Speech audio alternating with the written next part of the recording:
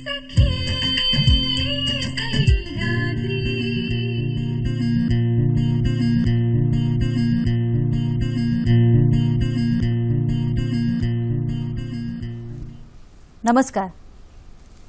सखी सह्याद्रीच्या आजच्या भागात मी पुन्हा आपल्या सगळ्यांचं मनपूर्वक स्वागत करते.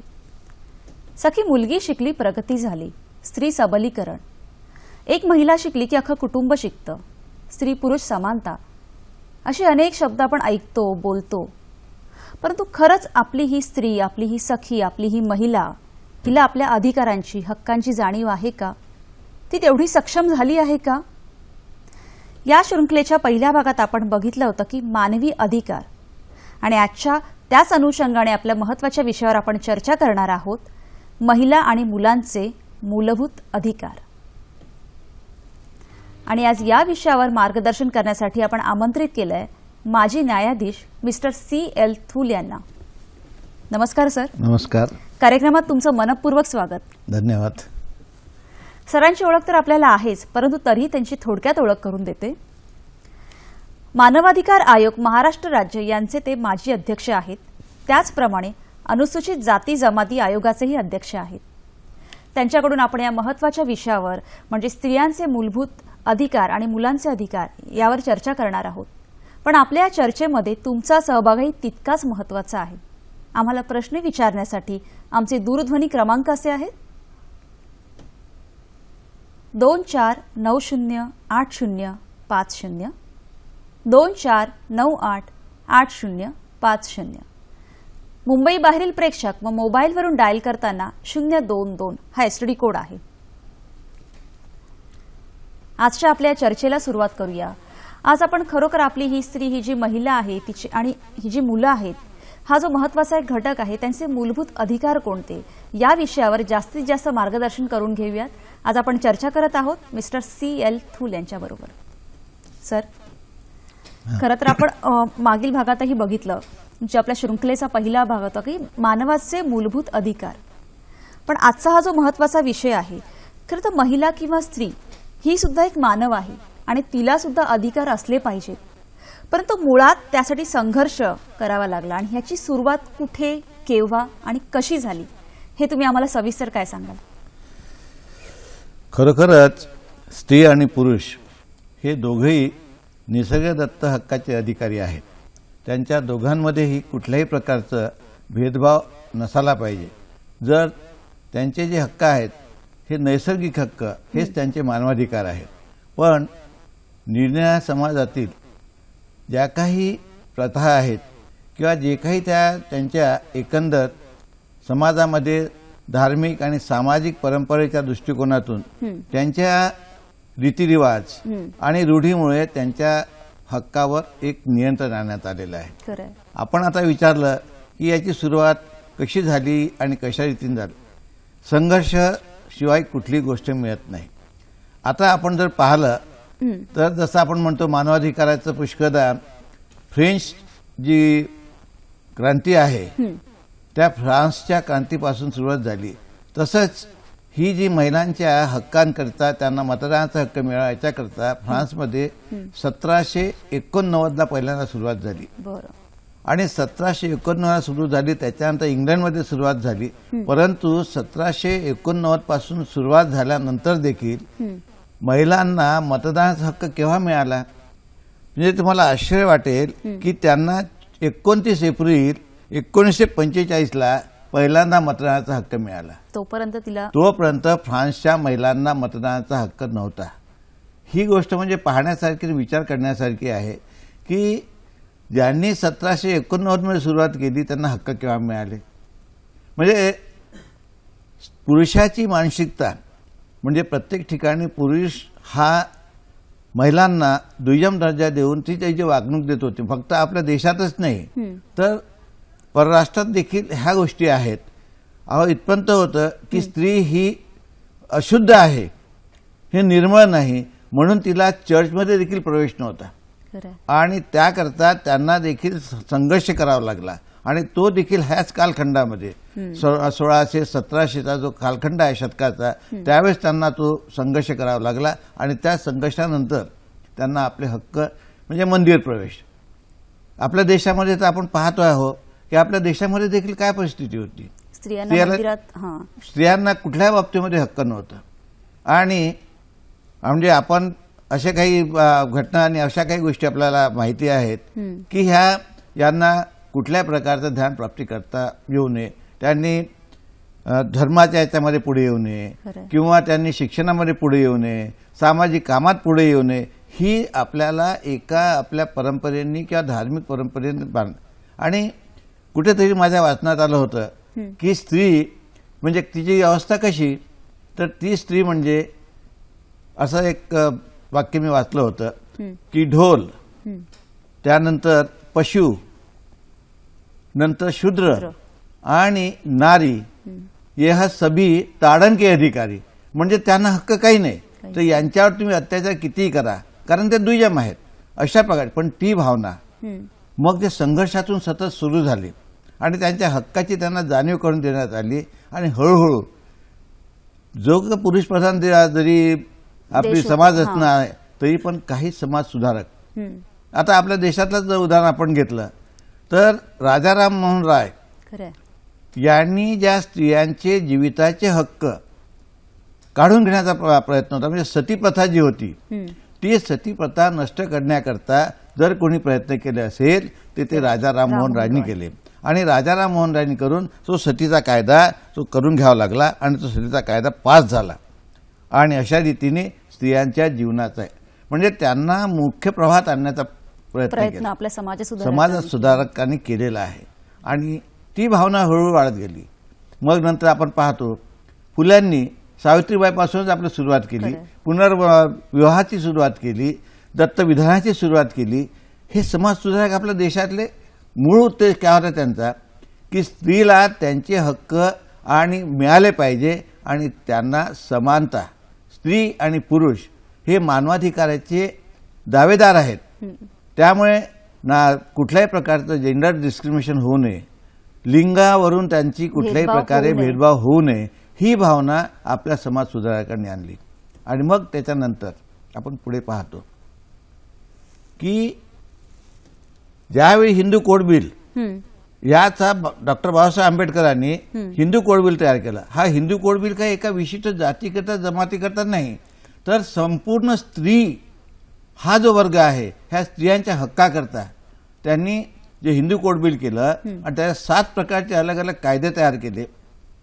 खरं ती स्त्री कोणती असो, शिक्षित असो, अशिक्षित असो, सगळं आणि कुठल्याही समाजाची असो, कुठल्याही समाजाची असो, अशिक्षित असो, सुशिक्षित असो, जर त्यावेळेस आपण हिंदू कोड बिल आणलं नसतं आणि हिंदू कोड बिलाच्या माध्यमातून जर यांनी कायदे आणले नसते तर ह्या देशाची पंतप्रधान एक महिला इंदिरा गांधी झाली नसती, ह्या देशाची राष्ट्रपती प्रतिभाताई पाटील झाल्या नसत्या, मागच्या वेळी लोकसभेची स्पीकर ह्या एक महिलाच होत्या, आताच्या देखील महाजन म्हणून जे आहेत त्या महिला ह्या. म्हणजे काय आहे की स्त्री आणि पुरुष हे जन्माने निसर्गदत्त हक्काचे अधिकारी आहेत, मानवाधिकाराचे अधिकारी आहेत आणि ते समान आहेत, ही भावना रुजायला लागलेली आहे. अगदी खरं आहे सर. आपण एक आपल्या प्रेक्षकांचा फोन घेऊया. सुरेखा जोशी आपल्याशी बोलतात चिंचवडवरून. नमस्कार.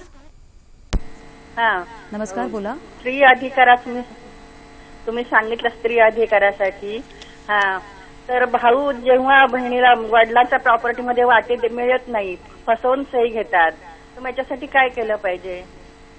धन्यवाद. जोशी मॅडम, याकरता कायदे अगोदरच झालेले आहेत आणि जर पहिला कायदा जर पाहिला तर तो हिंदूंचा आपला Hindu women rights to property हा कायदा झालेला होता. आणि त्याच्यानंतर आता मागच्या 5 वर्षामध्ये असे काही सुप्रीम कोर्टाचे निर्णय आले आहेत की त्यात स्त्री आणि पुरुष, बहीण आणि भाऊ ह्या दोघांना समान हक्क आहेत आणि कायद्याप्रमाणे ज्यावेळेस तुम्हाला हक्क आहेत ते हक्क तुम्ही मिळवण्याकरता सनदशीर मार्गाने, कायदेशीर मार्गाने जाऊन तुमचे हक्क मिळवू शकता. स्त्री, भाऊ आणि बहिणीच्या मध्ये कुठल्याही प्रकारचा हक्काबद्दल आणि वडिलाच्या किंवा त्यांच्या मालकी हक्कामध्ये जी आहे कौटुंबिक जी संपत्ती आहे त्याच्यामध्ये त्यांचे समान हक्क आहे, ते मिळवण्याचा हक्क तुम्हाला सारखाच आहे. मॅडम, तुम्ही फक्त कायद्याचं ज्ञान प्राप्त करून घेणं आणि त्या माध्यमातून आपले हक्क तुम्ही मिळवू शकता. सर, मला वाटतं आजच्या कार्यक्रमाचा हा आपला खूप महत्त्वाचा हाच मुद्दा आहे की महिला आणि मुलांना त्यांच्या हक्कांची, अधिकाराची जाणीव करून देणं. मुळात सर, मला सुरुवातीला तुम्ही सांगितलं की समानता आपल्याकडे आधी पुरुषप्रधान संस्कृती होती, आताही थोड्याफार प्रमाणात ती आहे. जेव्हा आपण ह्या समानतेच्या गप्पा मारतो, मग ही परिस्थिती आता काय आहे? म्हणजे कायदे निघाले, तुम्ही सांगताय सर. पूनमताई, कायदे आहेत, परंतु मानसिकता बदलली का हे पाहणं गरजेचं आहे. आता तुम्हाला एक उदाहरण सांगतो आणि माझ्या याच्यात मी नेहमी म्हणतो की आमच्या महिलांची परिस्थिती कशी आहे. आमच्या घरची जी महिला, वयस्क महिला जी आहे, तिला आम्ही अडगळी टाकण्यासारखे बाजूला सारतो. आणि एखादी कुठल्याही वयाची जर विधवा असेल, तिचा काही दोष नसतो. विधवा होणं हा तिचा दोष नाही, हा नशिबाचा भाग आहे. परंतु तिच्याकडे विधवा असल्यानंतर तिच्याकडे अनेक प्रकारे त्या कुटुंबातील सगळ्या व्यक्तीच्या ज्या नजरा आहेत त्या वेगळ्या प्रकारे असतात, बाहेरच्या नजरा त्या प्रकारे असतात. सकाळी पहाटे उठण्यापासून तर रात्री शेवटची जर कोणी घरातली व्यक्ती झोपत असेल तर ती म्हणजे महिला. सगळ्यांच्या म्हणजे नवऱ्याचे सगळं पाहणं, मुलांचं सगळं कारण पाहणे, त्यानंतर सासू सासरे त्यांचं पाहणे, घरचे येणाऱ्या सगळ्याची देखरेख करते ही बाई, सगळं काम करत असते. परंतु तिला आम्ही काय देतो? अहो, तिला तर आम्ही अशा प्रकारे आहे की आमच्या घरातली बिनपगारी मोलकरीण म्हणून तिच्या ही दुय्यम स्थान आहे. त्याच प्रकारे आमच्या घरातल्या कुठल्याही प्रकारच्या कुटुंबातल्या संपत्तीच्या वाट्यामध्ये जर काही निर्णय घ्यायचे असते तर आम्ही स्त्रियांना त्यात भागीदार करून घेत नाही. घरच्या मुलांचं, मुलीचं लग्न ठरवायचं असेल तर विचार करण्याकरता तुला काय कळतंय, तू थांब, असं म्हणून महिलांना बाजूला ठेवतो. आणि फक्त घरातले पुरुष, त्याला काही कळत नसेल तरी तो एक पुरुष आहे म्हणून त्याला प्राधान्य देण्यात येते. ही बाई आपलं ऑफिसमध्ये डिसिजन मेकिंग असते, शाळेमध्ये किंवा कॉलेजमध्ये प्रिन्सिपल असते, शी इज डिसिजन मेकर. पण घरी आल्यानंतर मात्र तिला घरातला हा अडाणी जरी असेल तिचा नवरा, अशिक्षित जे असेल, काम करत नसेल, तरी त्याला प्राधान्य आहे. ही वाटा मिळवण्याचा पूर्ण अधिकार आहे, याची जाणीव करून घेणं गरजेचं आहे. खरं तर सर, असं म्हणतात की कायद्यापासून 4 हात लांब राहणंच बरं आहे. पण मला तर इथे सांगावं असं वाटतं की कायद्याच्या थोडं जवळ जाण, त्याची जाणीव करून घ्या, त्याची माहिती करून घ्या. इथे घेऊयात आपण एक छोटीशी विश्रांती. मेकिंग ऑफ सिरियल रात्र वणव्याची. नसे आग कोठे तरी रात्र पेटे, नसे आग कोठे तरी रात्र पेटे. ही रात्र वैऱ्याची, ही रात्र वणव्याची, ओ रात्र वैऱ्याची, ही रात्र वणव्याची. ओ वणवा कसा कुठे पेटला हा, जळले कुणी, जाळले तो कुणाला. ही रात्र वैराची. मेकिंग ऑफ सिरियल रात्र वणव्याची प्रसारण 26 जानेवारी आणि 27 जानेवारी दुपारी 3:30 वाजता. पुनःप्रसारण याच दिवशी रात्री 8:30 वाजता, फक्त सह्याद्री वाहिनीवर. आपला विषय आहे महिला आणि मुलांचे मूलभूत अधिकार. सर, विश्रांतीला जाण्यापूर्वी आपण समानतेच्या गप्पा आणि पुरुषप्रधान संस्कृती यावर बोलत होतो. तुम्ही जसं सांगितलं की फ्रान्समध्येही महिलांना मतदानाचे हक्क सगळ्यासाठी संघर्ष करावा लागला. आपल्या भारतात काय परिस्थिती होती? आपल्याला केव्हा मतदानाचा हक्क मिळाला आणि त्याच्यासाठी किती आणि कसा संघर्ष झाला? यात असं आहे की याच्यात थोडंसं मागे पार्श्वभूमी घेणं गरजेचं आहे असं मला वाटतं. हो, जसं मी सांगितलं की 1789 पासून फ्रान्समध्ये सुरू झालं आणि त्यांना 29 एप्रिल 1945 पासून मतदानाचा हक्क मिळाला.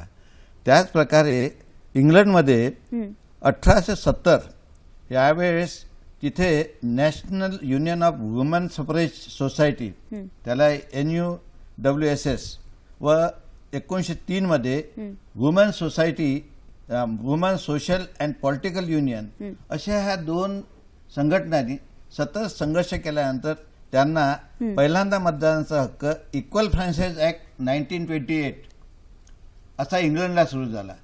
परंतु आपल्या देशामध्ये जेव्हा 1920 साली काँग्रेसचं राष्ट्रीय संमेलन हे मद्रासला झालं आणि त्यावेळेस तिचा ठराव करण्यात आला होता की महिलांना देखील सर्व बाबतीमध्ये मतदानाचा हक्क असावा आणि तेव्हापासून आपल्या देशामध्ये 1920 पासून महिलांना मतदानाचे हक्क निर्णय याच्यामध्ये आले आणि मग नंतर आपल्या संविधानामध्ये तर सगळं equal right equal one vote equal right जे आलेलं आहे त्याच्याप्रमाणे पण आपल्या देशामध्ये 1920 पासून त्याची सुरुवात झाली आणि ह्या दोन्ही याचा अभ्यास करून म्हणजे फ्रान्स आणि इंग्लंडचा अभ्यास केल्यानंतर त्यांनी मग आपल्या याच्यामध्ये मतदानाचे हक्क आलेले आहेत. खरं तर तिलाही मूळ प्रवाहात सामील करून घेण्याचा प्रयत्न केला जात आहे असं म्हणू शकतो. हो. सर, मुळात आजचा हा जो आपला विषय आहे तर त्यामुळे स्त्रियांचे मूलभूत हक्क नक्की कोणते कोणते आहेत ते आपल्या प्रेक्षकांना जर आपण सविस्तर सांगूया.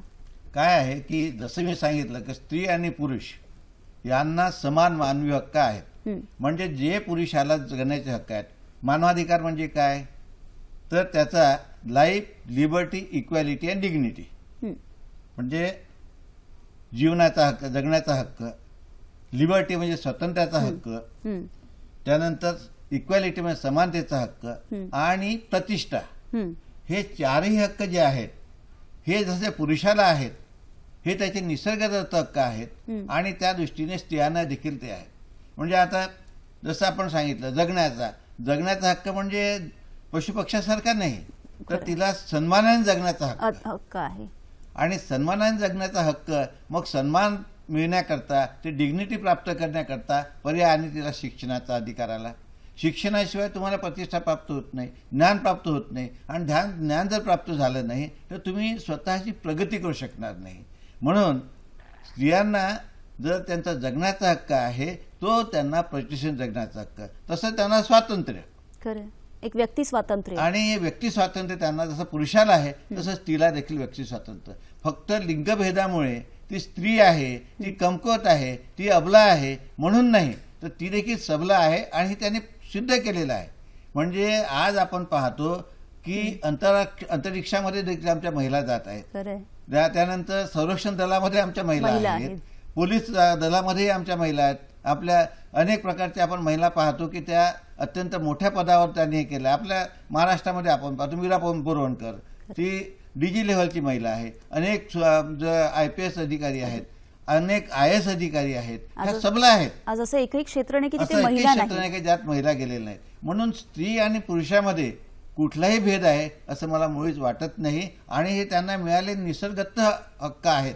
फक्त काय आहे की धर्माच्या नावाने किंवा सामाजिक परंपरेच्या नावाने तिला दुय्यम स्थान दिलेलं आहे. हे दुय्यम स्थान आपल्याला बदलणं गरजेचं आहे. खरं अगदी आपल्याला तेच बदलण्याची गरज आहे आणि तीच मानसिकता आपली मानसिकता बदलली माणसाची पाहिजे. बदलण्याची. आपला एक फोन घेऊ आपल्या प्रेक्षकांचा. भारत वावळ आपल्याशी बोलतायत डोंबिवलीवरून. नमस्कार मॅडम, माझा प्रश्न असा आहे की आपल्या लोकशाही प्रधान देशामध्ये महिलांना त्यांच्या स्वशासन आणि शिक्षण क्षेत्रामध्ये, नोकरी व्यवसायामध्ये तसेच अनेक प्रकारच्या सवलती आणि सरकारने आरक्षण दिलेलं आहे आणि त्याचप्रमाणे राजकीय क्षेत्रातील स्त्रियांना जिल्हा परिषद, विधानसभा, ग्रामपंचायत, महानगरपालिका यामध्ये पण आरक्षण दिलेलं आहे. तर महिलांच्या विकासासाठी या आपल्या देशामध्ये महिला जास्त करून राजकारणात येत नाहीत, त्यामुळे निश्चितपणे महिलांचा विकास कुठे खुंटतो का असं वाटत असते. तर यावर कृपया आपण मार्गदर्शन करावे आणि आपले विचार पण प्रकट करावेत. धन्यवाद.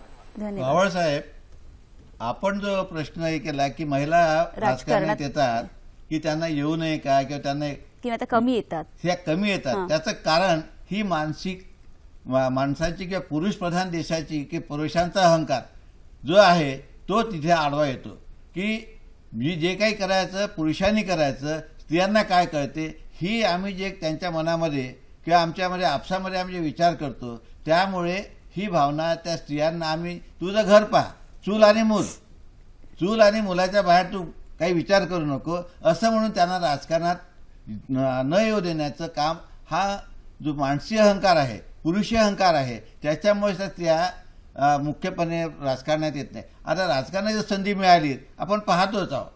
जगाच्या पार्श्वभूमीवर पाहिलं, मार्गारेट जी झाली होती ती ब्रिटनची पंतप्रधान झाली. तिकडे तुमच्या श्रीलंकेमध्ये पाहतो सेनानायके झाली. भारतामध्ये तर आपल्याकडे उदाहरणच आहेत, म्हणजे राष्ट्रपतीपासून पंतप्रधानापर्यंत.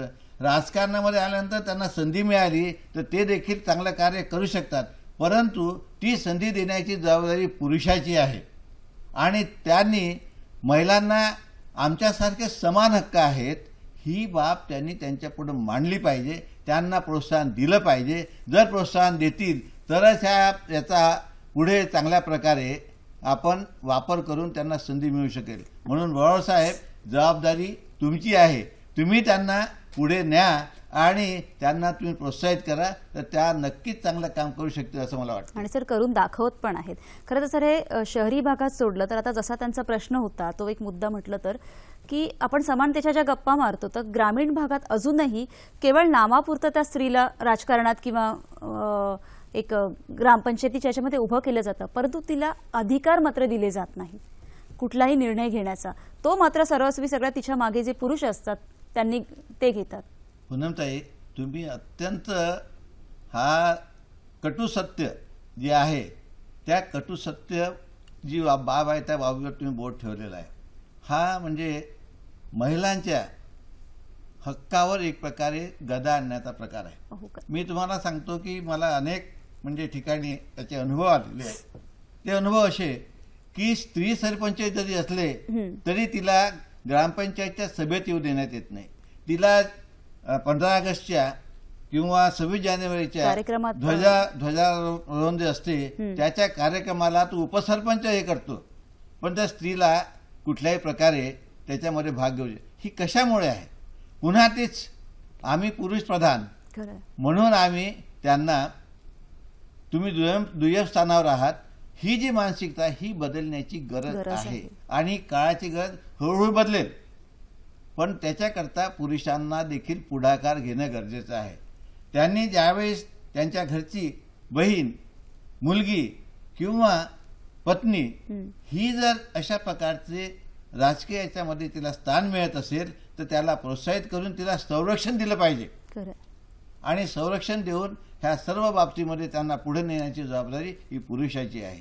त्याशिवाय हा प्रश्न जो आहे ग्रामीण भागामध्ये विशेषतः होतो. ग्रामीण भागामध्ये जी काही एक तिथली परिस्थिती आहे राजकीय आणि सामाजिक, त्या राजकीय आणि सामाजिक परिस्थितीमध्ये पुष्कळदा अशा प्रकारे त्या महिलांवर अन्याय होतो आणि तो जर टाळायचा असेल तर पुन्हा स्त्रियांमध्ये जागृती आणणं गरजेचं आहे. खरं ती जागृती सर मला तेच म्हणायचं की त्यांना एक हक्क दिला जातो की तू निवडणुकीला किंवा इतरही कुठल्याही क्षेत्रामध्ये जाऊ शकते किंवा काय, त्यांना हक्क आहे, अधिकार आहे, पण त्यांची जाणीव त्यांच्यापर्यंत किंवा ते कायदे त्यांच्यापर्यंत पोहोचत नाहीत. ते कायदे त्यांना माहिती असणं कितपत गरजेचं आहे आणि किती कायदे आहेत त्यांच्यासाठी? असे कायदे त्यांच्याकरता कायदे खूप आहेत तरीही आपण अगदी प्रेक्षकांना बरेचसे कायदे असे आहेत की स्त्रियांना त्यांच्या हक्काची आणि त्यांच्या अधिकाराची पूर्णपणे जाणीव करून देण्यात आली आहे. आता स्त्रियांना काही काही ठिकाणी आपण पाहतो की महानगरपालिका असेल तर त्या ठिकाणी रिझर्वेशन असते की या वर्षी या कालखंडामध्ये इथे स्त्री ही महापौर राहील. आता त्यावेळेस पर्याय नसतो म्हणून त्या स्त्रीला आम्ही याच्यात आणतो, महापौर बनवतो, परंतु तिला काम करण्यामध्ये काहीतरी मर्यादा आणण्यात येतात. ते एक तर तिचा पती किंवा तिच्या घरचा कोणी तिचा मोठा भाऊ असेल तो किंवा तिचे इतर सहकारी तिच्यावर बंधनं आणतात. परंतु जी अत्यंत कार्यक्षम अशी महिला असेल तर त्या सगळ्यांना बाजूला ठेवून आणि सगळ्या कायद्याचं ज्ञान घेऊन चांगल्या प्रकारे कार्य करू शकतो. याची आपल्या मुंबई महापालिकेमध्ये जेवढ्या काही आता महिला आपल्या पाहतो महापौर झालेल्या आहेत त्यांनी हे सिद्ध करून दाखवलेलं आहे. ग्रामपंचायतीच्या बाबतीमध्ये थोडं काय तिथलं जे राजकीय वातावरण किंवा सामाजिक वातावरण असते त्यामुळे त्यांना थोडेसे बंधन येतात. परंतु इथे पुन्हा मी असं विनंती करेल की पुरुषांनी स्त्रियांना त्यांच्या हक्काची जाणीव करून देणं आणि त्यांना तुम्ही आपले हक्क गाजवा याकरता त्यांना प्रोत्साहित करणं गरजेचं आहे. हे महत्वाचं आहे आणि ते जर आम्ही केले नाही तर आम्ही स्वतः कुठेतरी त्यांच्या हक्काचा, महिलांच्या हक्काचा भंग करतो असं मला वाटते. अगदी खरं आहे सर. महिलांप्रमाणेच आपल्याला मुलांच्या हक्कांविषयी बोलायचंच आहे. तत्पूर्वी आपण एक फोन घेऊयात. किशोर नगरकर आपल्याशी बोलतात वरळीवरून. नमस्कार. हा नमस्कार. नमस्कार, बोला.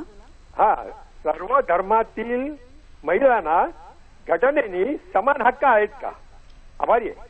धन्यवाद. नगरकर साहेब, आपल्या देशाची जी संविधान आहे त्यातच त्यांनी काय सांगितलेलं आहे की आम्ही ह्या देशाचे सार्वभौम आणि सर्व नागरिक हे समता, स्वातंत्र्य, जीवन आणि प्रतिष्ठा हे सगळ्यांची सारखी आहे, समान हक्क आहे.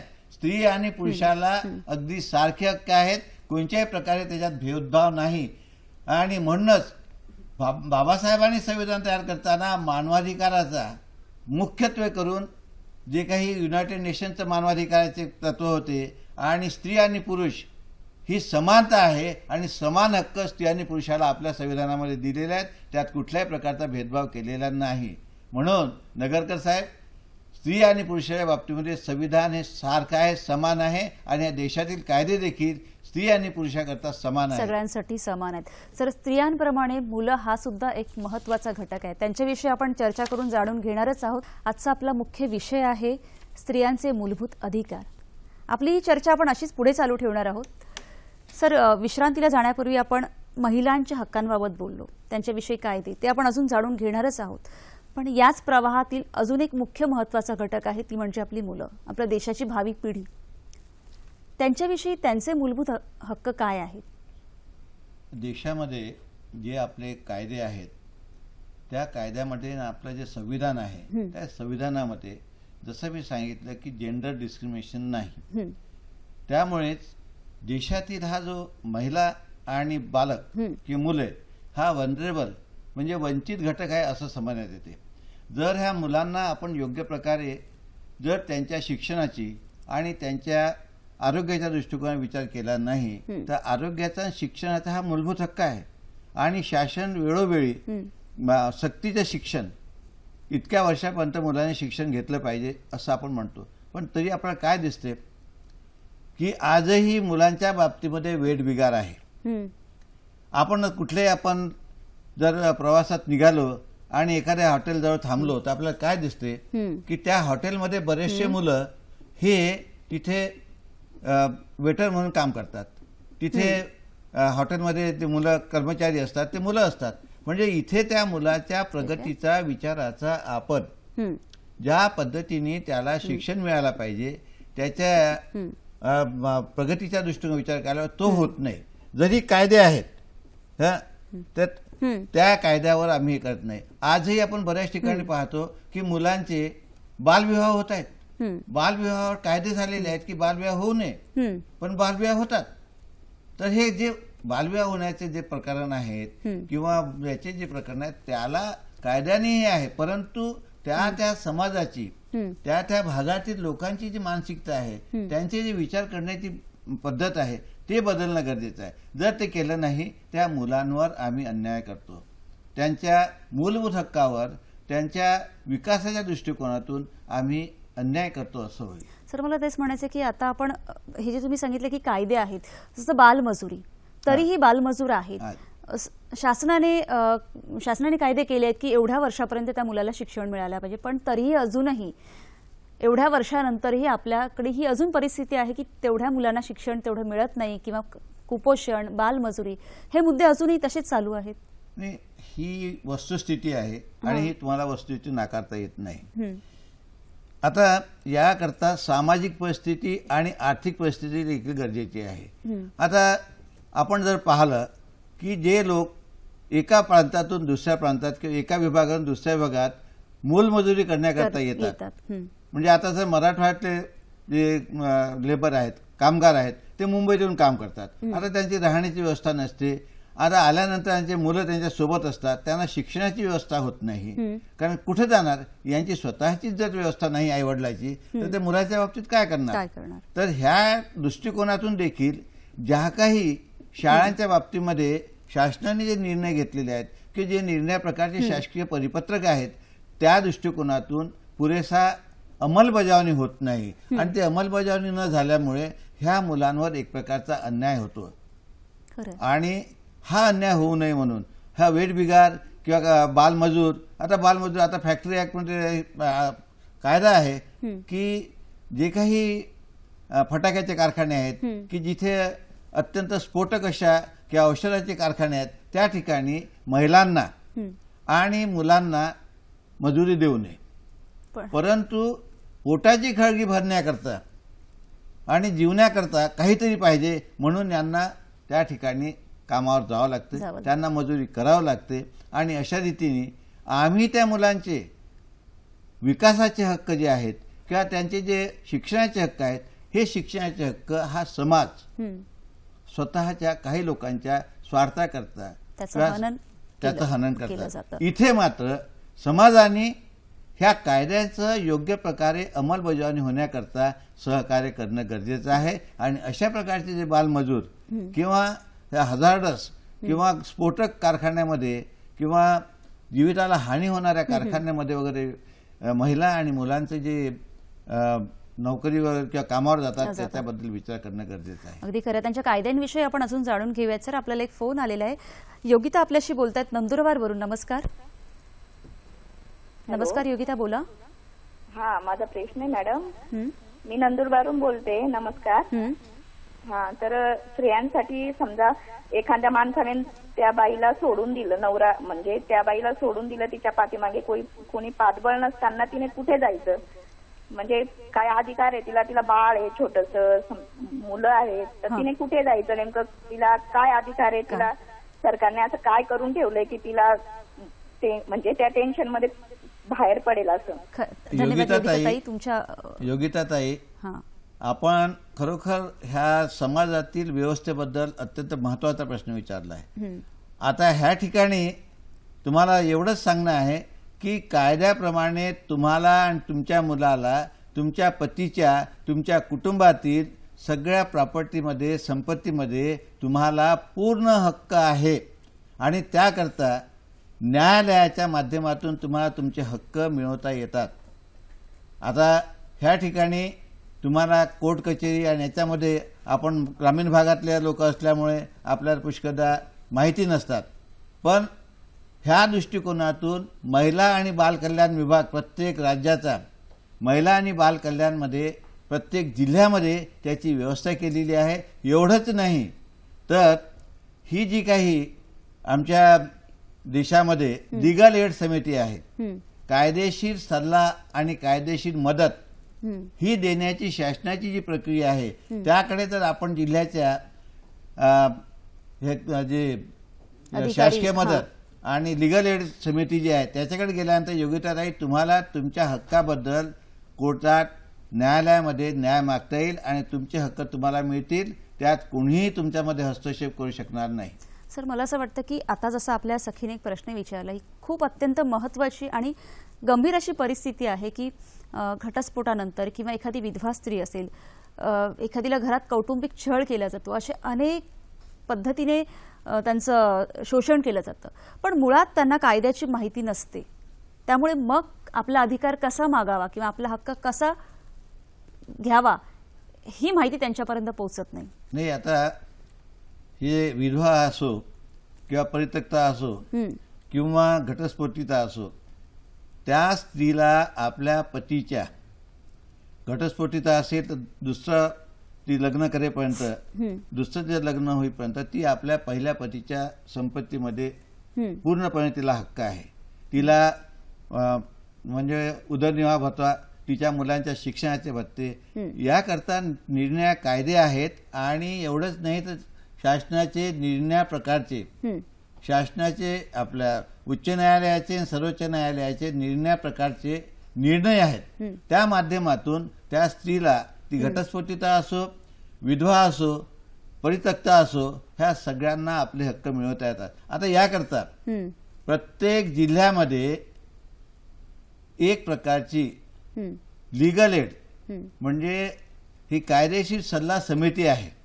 आणि त्या कायदेशीर सल्ला समितीकडून शासकीय त्यांना वकील मिळू शकतो. आणि जर त्या स्त्रीची आर्थिक परिस्थिती जर अत्यंत हलाखीची असेल तर त्याचा खर्च देखील शासन करून देतो.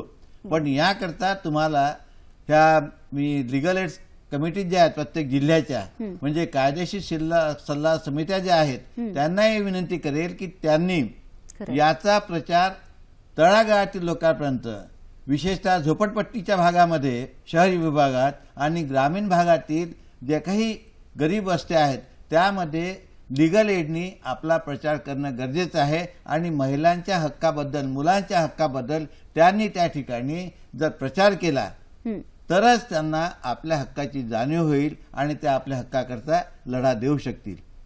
अगदी खरं. खूप महत्वाचा असा मुद्दा सर तुम्ही ते मांडला. मला तोच खूप आवडला की खरं तर जेवढी समाजाची जबाबदारी आहे, जेवढी आपली जबाबदारी आहे, ती प्रत्येकाने आपली ती पूर्णपणे उचलली तर मला नाही वाटत की हे जे हक्क आहेत महिलांचे किंवा हे अधिकार आहेत ते त्यांच्यापर्यंत पोहोचायला वेळ लागणार आहे. सर, मगाशी बोलताना आपल्या गप्पांमध्ये तुम्ही अजून एक सांगितलं की हे जे जाहिराती किंवा हे जे ॲडव्हर्टाइजमेंट असतात तिथे जी महिलांची पोस्टर्स लावली जातात त्याचेही काही कायदे आहेत. पूनमताई, खरोखरच याच्याकरता आपला देश आणि आपल्या देशातील कायदे करणारे किती जागृत आहेत याचं एक तुम्हाला उदाहरण सांगतो.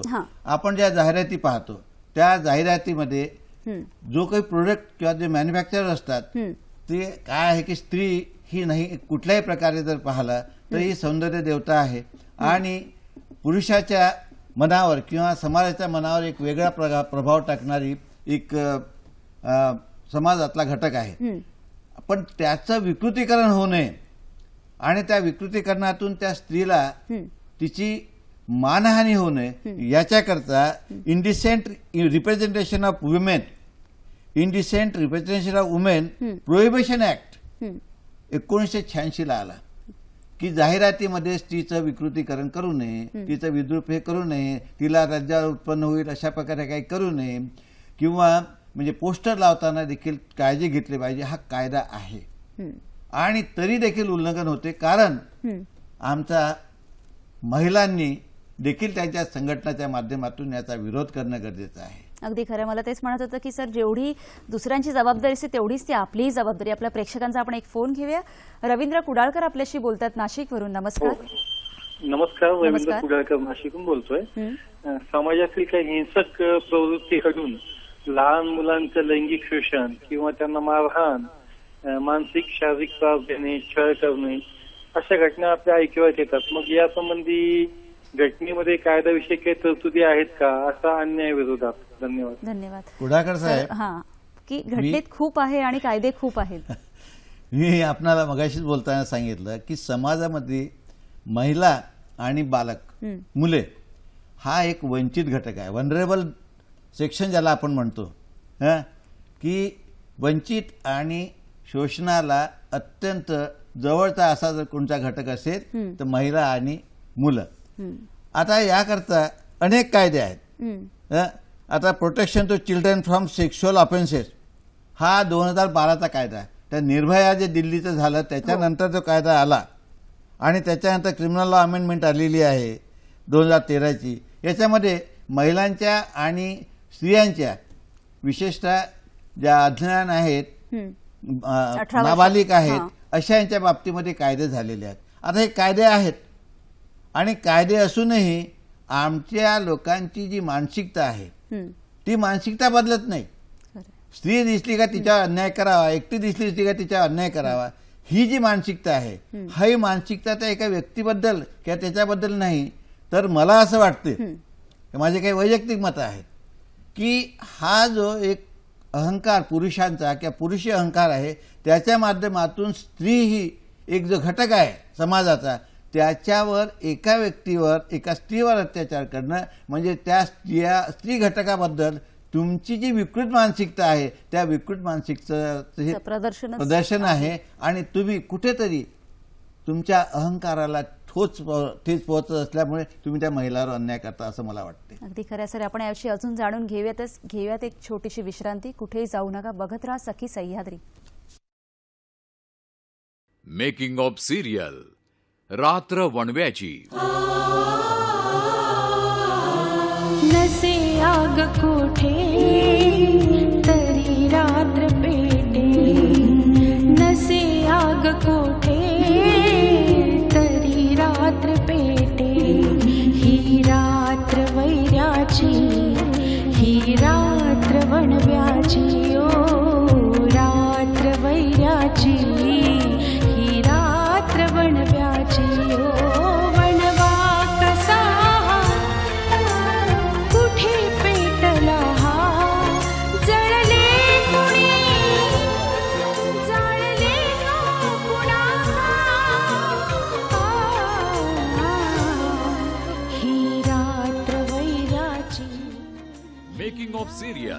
रात्र वणव्याची प्रसारण 26 जानेवारी आणि 27 जानेवारी दुपारी 3:30 वाजता.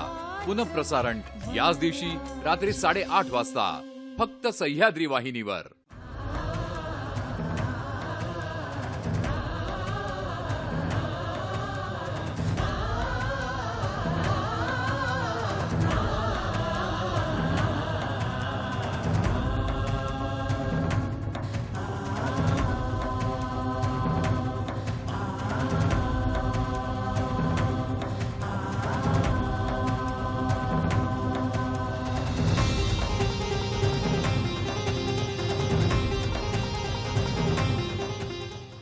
दूरदर्शन सह्याद्री वाहिनी सादर करत आहे महिला सक्षमीकरणावर आधारित नवी मालिका रात्र वणव्याची 26 जानेवारी पासून. विश्रांतीनंतर तुमचं पुन्हा एकदा स्वागत. आजचा आपला विषय आहे महिला आणि मुलांचे मूलभूत अधिकार. आपली ही चर्चा आपण अशीच पुढे चालू ठेवूया. सर, वेळोवेळी तुमच्या बोलण्यामध्ये एक महत्त्वाचा असा मुद्दा आहे की समाजाची मानसिकता बदलली पाहिजे. कुठेतरी ही मानसिकता बदलली तर आपला हे जे सखी सह्याद्रीचे किंवा हा जो आपण प्रयत्न करतो की त्यांचे अधिकार, मुळात त्यांना अधिकार आहेत, घटनेमध्ये आहेत, त्यांच्यासाठी कायदे आहेत, ते त्यांच्यापर्यंत पोहोचवण्याची गरज आहे आणि मुळात ते अधिकार त्यांनी स्वतः जाणून घेऊ, त्याच्या विरोधात उभं राहण्याची गरज आहे, नाही का? अगदी खरी गोष्ट आहे. कायदे आहेत, कायदे असतात, ते पुस्तकात असतात, खरं, पण ते त्यांना माहिती करून घेणं हे निर्णय संस्थेचे आणि निर्णय संघटनाचं काम आहे असं मला वाटते. आता महिलांच्या अनेक संघटना आहेत, निर्णय प्रकारे राजकीय आणि सामाजिक संघटना आहेत, सरकारी संघटना आहेत, नॉन गव्हर्नमेंट सरकार म्हणजे एनजीओज आहेत. यांनी ह्या महिलांच्या आता आपण जर उदाहरण घेतलं, आमची मानसिकता बदलली का याचं उदाहरण जर आपण पाहिलं की कितीतरी आम्ही दरवर्षी पाहतो मागच्या 2 वर्षामध्ये की गर्भधारणा आणि लिंग परीक्षा चाचणी ह्या ज्या गोष्टी आहेत ह्या बंद झाल्या का? आणि कधी कधी तर असं म्हणावं लागते की स्त्री ही स्त्रीचीच वैरी नाही. त्या घरातली जी सासू असते किंवा त्या घरातल्या दुसऱ्या महिला असतात त्या पाहतात की आम्हाला आमच्या घराण्याचं वारस चालवण्याकरता आमच्या सुनेने मुलगाच दिला पाहिजे. जर मुलगी असेल तर त्याचा तुम्ही टर्मिनेशन ऑफ प्रेग्नन्सी करता. हे लिंगधारणा ही जी मानसिकता आहे. आता कायदा आहे की अशा प्रकारे तुम्हाला हे करता येत नाही, तरीही ते सर्रास होतं, तरी देखील सर्रास होत आहे. ही कुठे पुन्हा तोच प्रश्न येतो की मानसिकता, आमची स्त्री पुरुष भेदभाव आणि स्त्रीला दुय्यम लेखण्याची जी मानसिकता आहे त्यामुळे हे सगळं होत आहे आणि ते आम्हाला थांबवणं गरजेचं आहे. त्याच्याकरता लोकांमध्ये जास्तीत जास्त जे कायदे आहेत त्याची कडक अंमलबजावणी झाली पाहिजे. आणि ह्याकरता निवड यांचंच नाही तर आमचे जे कमिशन आहे, नॅशनल कमिशन ऑफ वुमेन, कायदा आहे तो, आणि त्या कायद्याप्रमाणे नॅशनल कमिशनचा कायदा आहे, प्रत्येक राज्याचा कायदा आहे की प्रत्येक याच्या राज्यामध्ये महिलांच्या संरक्षणाकरता आयोग निर्माण केलेले आहेत. त्या आयोगाकडे आम्हाला अप्रोच होता येते. तिथे कुठल्याही प्रकारचे आर्थिक तुम्हाला बोजा त्या महिलेवर पडत नाही आणि तो करणं गरजेचं आहे. वर्किंग आपल्या जागेवर जिथे काही महिला शोषण होतं, नोकरीवर जातात, कामावर जातात, त्या ठिकाणी त्यांचं लैंगिक शोषण होण्याचा पण त्याकरताही कायदे झाले आहे. विशाखाची केस आहे त्याच्यामध्ये त्यांनी सगळं सांगितलेलं आहे, गाईडलाईन दिली आहे, पण त्या गाईडलाईनचं देखील पुष्कळदा कोणत्याही प्रकारे पालन होत नाही. ह्याकरता ह्या ज्या काही आमचे आयोग आहेत, निर्णय आहे, मुलांकरता देखील चाइल्ड वेलफेअर आयोग आहे, कमिशन आहेत, त्या कमिशनचा देखील कसा वापर करता येईल आणि त्या ठिकाणी असणाऱ्या पदाधिकाऱ्यांनी लोकांपर्यंत जाऊन लोकांना, महिलांना आणि बालकांच्या बाबतीमध्ये त्यांचे हक्क कसे आहेत, काय आहेत ते त्यांच्यापर्यंत पोहोचवण्याचा प्रयत्न करणं गरजेचं आहे. ह्या दोन्ही आयोगामध्ये महिलांच्या आणि बालचा जो संरक्षण कायदा आहे आणि आयोग आहेत त्यामध्ये तरतूद केलेली आहे. त्यांची आर्थिक तरतूद केली आहे की लोकांपर्यंत पोहोचवा, लोकांना त्याची जाणीव करून द्या आणि त्यातून तुम्ही लोकांचं प्रबोधन करा. पुरुषांमध्ये देखील हे मुलं तुमची देशाची संपत्ती आहे, भावी पिढी असं आपण म्हणतो, जी आहे राष्ट्रीय संपत्ती आहे. देशाची फुलं जे आहेत, मुलं जे आहेत, फुले आहेत, त्यांना योग्य प्रकारे संगोपन करा. पण ते आम्ही करत नाही कारण आमची मानसिकता ती कुठेतरी पुन्हा मला असं वाटतं आजच्या याच्यामध्ये जवळजवळ 10 वेळा मी मानसिकता शब्द वापरलेला आहे. अगदी खरं आहे सर. तीच मानसिकता आपण आपल्याला बदलायचीच आहेत. आपल्याला एक फोन आलेला आहे. प्रज्ञा शिंदे आपल्याशी बोलतायत. नमस्कार. हॅलो. हा, पवईवरून प्रज्ञा शिंदे बोलतायत. नमस्कार, बोला. हो. हा, नमस्कार. आज महिला संरक्षण विषयक अनेक कायदे आहेत, परंतु वाढते अत्याचार पाहता त्यात केलेली शिक्षेची तरतूद कमी आहे असे मला वाटते. तर ते कायदे अजून कडक करता येतील का, जेणेकरून अत्याचाराचे प्रमाण कमी होईल? धन्यवाद. प्रज्ञाताई, तुम्ही सामाजिक कार्यकर्ता दिसता आणि चांगला तुमचा विचार हे आहे की शिक्षेशिवाय, कडक शिक्षा त्यांना, अजून शिक्षा झाल्याशिवाय त्याची भीती वाटत नाही कायद्याची. हा तुमचा अत्यंत महत्वाचा म्हणजे विचार जो आहे की जोपर्यंत एखाद्या गोष्टीची भीती राहत नाही तोपर्यंत मनुष्य चांगलं काम करत नाही. जसं आता आपण साधं उदाहरण घेतलं, जरी अंधश्रद्धेचा भाग असला तरी असं वाटते की देव माझं काहीतरी वाईट करेल, तेव्हा मनुष्य काही कामापासून परावृत्त होतो, त्यापासून थांबतो.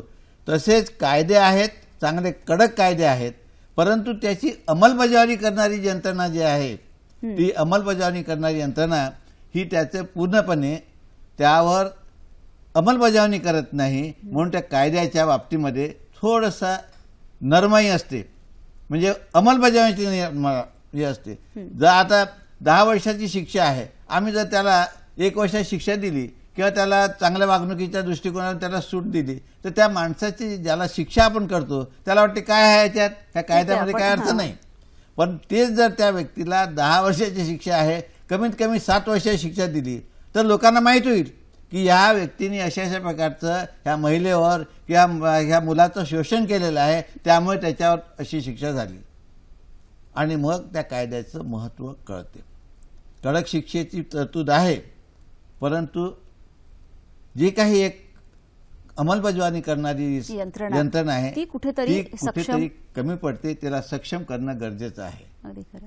सर, मला असं वाटतं की आता बऱ्याच आपल्या प्रेक्षकांचेही प्रश्न होते, सखींचेही प्रश्न असतात की आम्हाला माहिती नाही की कुठे जावं. पण आता हे हा इलेक्ट्रॉनिक मीडिया किंवा हे जे एवढं सोपं झालं आहे की आता आज कम्प्युटर वगैरे घराघरात आहे. त्यांनी जर गुगलवरही सर्च केलं किंवा जर महिला किंवा काही अधिकार, तर त्याच्यावरही त्यांना पूर्ण कुठले अधिकार आहेत, त्यांची शिक्षा किती, ह्याचीही माहिती त्यांना उपलब्ध होते. सर, मला असं विचारायचं की आजची स्त्री, जसं तुम्ही सांगितलं की खूप संघर्ष केला, तेव्हा कुठे आज मुख्य प्रवाहात येण्यासाठी स्त्री हळूहळू येते, तर आजची स्त्री कुठे असं तुम्हाला वाटतं? बघा, आमची आजची स्त्री ही बुद्धिमान आहे. स्त्री आणि पुरुषामध्ये बुद्धिमत्तेच्या, विद्वत्तेच्या बाबतीमध्ये कुठल्याही प्रकारे त्यांच्यामध्ये कमतरता असं म्हणा. आता जर थोडी काही कमतरता असती तर आज तुम्ही माझा इंटरव्ह्यू घ्यायला बसला नसत्या. म्हणजे तुमच्यामध्ये देखील एक इंटेलिजन्स आहे, विद्वत्ता आहे.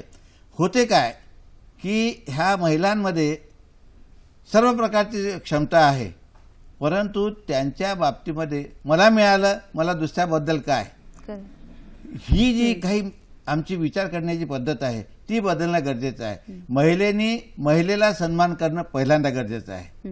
मी जे म्हणालो की स्त्रीच ही आमची काही वेळ आमची शत्रू असते, स्त्रीची शत्रू असते.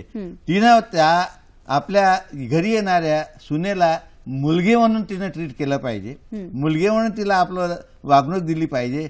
तर ह्या दोघींमधला संबंध राहील तो तिच्या पुढच्या पिढीकरता जाईल. आणि अशा रीतीने स्त्रीचं प्रगतीच्या दृष्टिकोनातून जे कायदे आहेत, कायद्याच्या ठिकाणी असतात, परंतु त्यांचं लोकांपर्यंत पोहोचवणं आणि त्याची अंमलबजावणी करता मदत करणं. आमची स्त्री ही अत्यंत हुशार आणि तिच्यावर सोपवलेलं काम ती चांगल्या प्रकारे करू शकते. आपण पाहतो अंतरिक्षापासून तर लोकसभेमध्ये किंवा काम करू शकतात. तर त्यामुळे स्त्रीच्या बद्दल खरोखरच स्त्री हे वंदनीय आहे. आम्ही तिला देवी म्हणून मानतो. इकडे आम्ही शक्तीची हे म्हणायचं, सरस्वती आमची ज्ञानाची देवी आहे, शक्तीची देवी आमची हे आहे. सर, हाच तुमचा मुद्दा मी पुढे घेते की खरंच स्त्री वंदनीय आहे, परंतु ती हुशार आहे. कोणावरही अवलंबून राहण्याची तिला गरज नाही आहे. आज आपण स्त्रियांचे मूलभूत अधिकार याविषयी सरांकडून खरंच खूप जाणून घेतलं आहे. आपल्या प्रेक्षकांनाही सांगण्यात येते की आपली ही सह्याद्रीची एक नवीन मालिका जी सुरू होते रात्र वणव्याची, ती पाहायलाही तुम्ही विसरू नका. आपली ही जी शृंखला आहे त्याच्या 29 जानेवारीच्या आपल्या शृंखलेच्या शेवटच्या भागात आपण अनुसूचित जाती जमाती आणि आदिवासींचे मूलभूत अधिकार यावर चर्चा करणार आहोत. तुम्ही तुमच्या प्रश्नांचा सज्ज रहा. सर, तुम्ही इथे आलात आणि एवढी चांगली माहिती आम्हाला दिलीत, जे मार्गदर्शन केलं त्याबद्दल खरंच खूप खूप धन्यवाद. धन्यवाद. मी सखी सह्याद्रीचा खरोखरच आभारी आहे की समाजाच्या एका अत्यंत महत्वाच्या प्रश्नाला आपण एक वाचा फोडलेली आहे आणि लोकांमध्ये प्रबोधन केलं आहे.